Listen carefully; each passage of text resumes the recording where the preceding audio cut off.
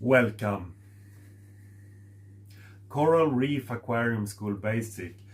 This will be our first session, our first episode where we focus on the aquarium or the saltwater tank. Now, I believe you know this already, but what is an aquarium? It's a water container with at least one transparent side with a purpose to keep aquatic animals or plants. And an ecosystem, we will be talking about an ecosystem.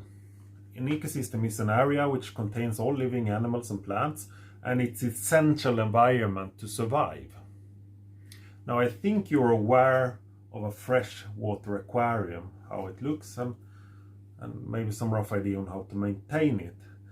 But that is a completely different ecosystem than the coral reef or a saltwater system.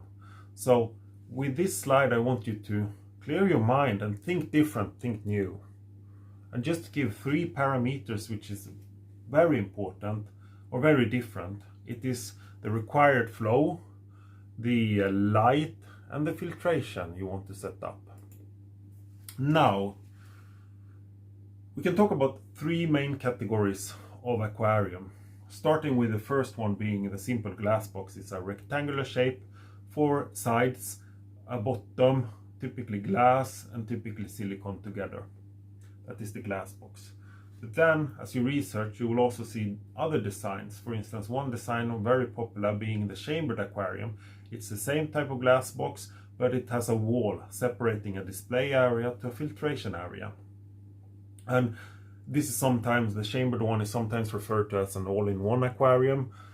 And the way it works is that you have a pump in the filtration area, which is lifting up the flow into the display and filling that one up, and then it flows over the ridge into the filtration area. That is how you get the flow to circulate from the display into the filtration and back. And then thirdly, you will also see another type of design which I refer to as an aquarium with a sump. So it's still a chambered aquarium, but in the cabinet you keep a second aquarium where you actually host or house your filtration equipment. And to get the flow working in that system, the filtration area or the chamber, it typically has 2 or 3 holes with PVC piping or plumbing to get the flow from the filtration area down into the sump, and then the pump pumps it back into the display area, fills up the display area, it goes over into the filtration area and go down in the sump and then back up again. Now, what drives the selection of design, I'd state, are 3 main drivers. It is the size of the aquarium you're planning, the filtration you're planning, and your maintenance schedule. The target with the aquarium design is to help you maintain good water quality. And I would claim it's easier and more cost effective and more maintenance efficient in a small aquarium to maintain good water quality with a lot of water exchange. So you change water, you can have a simpler filtration, but you change water a lot more frequent, and that helps you maintain good water quality. In a larger system, it is typically more cost effective and maintenance efficient to actually have a more complex filtration and supplemental dosing system. So that is what would favor going to an aquarium with a sump, because then you can store more filtration equipment. Okay. Now I took the liberty just to give a rough ballpark figures on for a saltwater tank. Roughly, where would you see a glass box, a chamber, and an aquarium sump in the volumetric figures? It's just ballpark figures. And then I also researched Red Sea Aquarium and Waterbox Aquarium. What do they actually offer? So the reason why I selected those 2 is that they are currently offered in most local reef shops here in my part of the world. So I think you will find something similar if you select another brand which is offered in your part of the world. And then finally, the last part below is actually the number of aquariums that I've actually kept saltwater in. Okay, pause if you're more interested in to look into those numbers. Now, where do I start, or where do you start? If a beginner would ask me what should I purchase, I would recommend an all-in-one aquarium, the chambered one, somewhere in the size of 75 to 100 liters. And the reason being that this is a technically simpler aquarium. It's more flexible and typically smaller, and the size being a little bit smaller, it reduces the cost of live rock, fish and coral, so you can focus on a little bit smaller amount of inhabitants and really get them to thriving in your aquarium. And that also reduces the consequence of mistakes. We all make mistakes, it's part of the learning journey, to make mistakes and learn from the mistakes, but this will reduce the consequences of your mistakes. The benefit of selecting an aquarium in the size of 75 to 100 liter is that it offers you some stability. If you go for something below 50, it will be a little bit more shaky with the parameters. But that's my recommendation. I took the liberty also to research Waterbox and Red Sea Aquarium. What are they currently offering in the domain of the range? And I found 2 examples here, which are perfectly fine.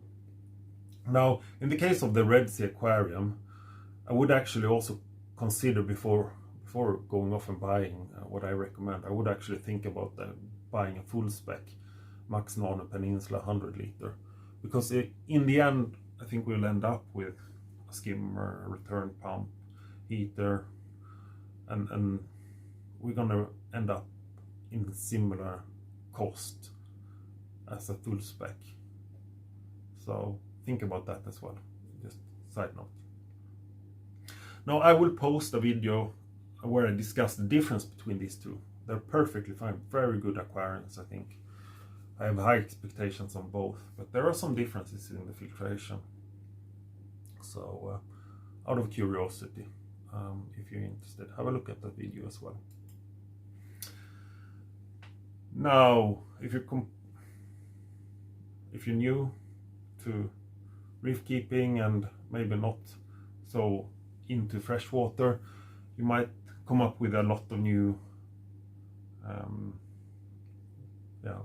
words or phrases, being like glass or acrylic aquarium, optiwhite, low iron glass. What is that? Glass or acrylic?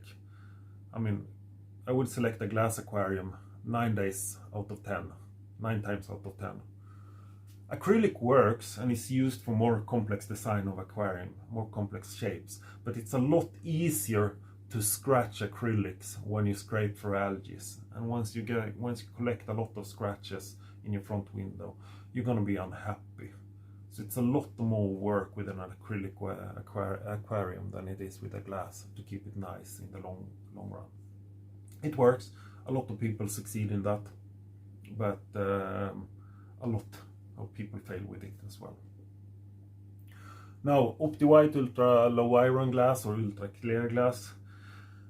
The standard glass, we refer to it as float glass, and it has a small content of iron in it. That makes it tint or become a shade of green. So you see in the picture to the right. Whereas a low iron glass on OptiWhite, it has removed as much as possible of this iron content, which makes the glass a lot clearer. So color transmission is a little bit better. And some of your corals, they do transmit a lot of nice colors. You're gonna see those colors in a float glass, but it's gonna be a little bit nicer in the OptiWhite. But it's a treat, it's not a necessity. If you can afford it, do it. If not, float will be perfect. Now, quickly, some disclaimers. First, there are many ways to succeed. There are a lot of ways to succeed. So if you select a glass box or you select an aquarium with a sump, I think it will work as well. I just think it's a little bit easier if you pick an all-in-one aquarium for your first aquarium to focus full attention to your inhabitants and not so much on getting the technology to work. Now, there's also a lot more than we cover. different shapes of aquarium: round, hex, triangle and cube. And the volumetric figures, I would like to state one more, they were ballpark figures. I mean, I've kept a 540 liter all-in-one aquarium, which was way out of range to what I stated, and it worked perfectly. And I also kept a 54 liter with a sump, and that also worked perfectly. With that said, our next episode, we will focus on water. And past this slide, I will transition to a video where I introduce the aquarium we'll use for this project, for the project phase. And that said, I see you in that video. Okay, so the tank which I'm planning to use for the course practical session is this one. This is a 36 liter tank, so slightly smaller than I recommend, so slightly bigger risk for having an instability in this tank, and possibly a little bit less cost for the livestock using this tank. It is 40 by 30 by 30 centimeter, that is. It has an optiwhite front. Now, this was originally a freshwater tank, and I modified this freshwater tank to have a surface skimmer. The return was there, but I filled up the freshwater inlets, and I also modified the filtration chamber, so it's an all-in-one like I recommended. I will post a separate video on the modifications that I made, but now what I'll be running is a 3-chamber design similar to the water box. So having first chamber going down, bubble trap, main chamber, and then bubble trap back to the return.